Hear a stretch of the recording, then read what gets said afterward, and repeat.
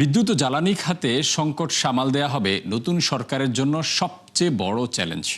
এক সেমিনারে কথা বলেন বক্তারা, জানান বিগত সরকারের অনিয়ম, দুর্নীতি আর অপ্রয়োজনীয় বিনিয়োগের বোঝা এখন ভোক্তার ঘাড়ে। মেজবাহ হাসানের রিপোর্ট।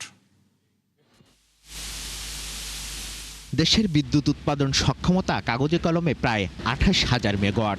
এর মধ্যে বড় একটি অংশ আসে গ্যাস ভিত্তিক বিদ্যুৎ কেন্দ্র থেকে, যা মোট উৎপাদনের প্রায় ৩৯%। কয়লা ভিত্তিক বিদ্যুৎ উৎপাদন মাত্র ২২%।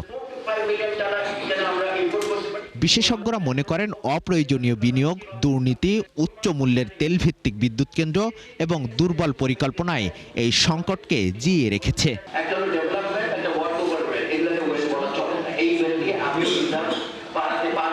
জ্বালানি খাতে দীর্ঘমেয়াদী এই সংকট কাটিয়ে উঠতে না পারলে ২০৩০ সালের মধ্যে দেশ ভয়াবহ বিপর্যয়ের মুখে পড়তে পারে বলে শঙ্কা বিশেষজ্ঞদের। যে সমস্ত করাপশন তারা করেছে এবং মনোয়ারুল ইসলাম, যার কথা আমরা বলেছি যে ৪ জন জ্বালানি অপরাধী, এবং এইসব প্রতিষ্ঠানগুলো অলিগারকে পরিণত হয়ে গেছে। রাজনৈতিক দলের নেতারা বলছেন, দুর্নীতি বন্ধ করে জবাবদিহিতা নিশ্চিত করা গেলে নতুন সরকার এই সংকট থেকে বেরিয়ে আসতে পারবে।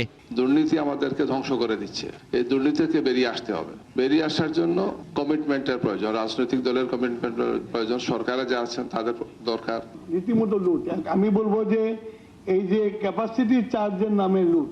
এই অবস্থা থেকে বের হতে নীতিগত বাধা দূর করে স্বল্প, মধ্য ও দীর্ঘমেয়াদী পরিকল্পনা গ্রহণের তাগিদ দেন বিইআরসির চেয়ারম্যান।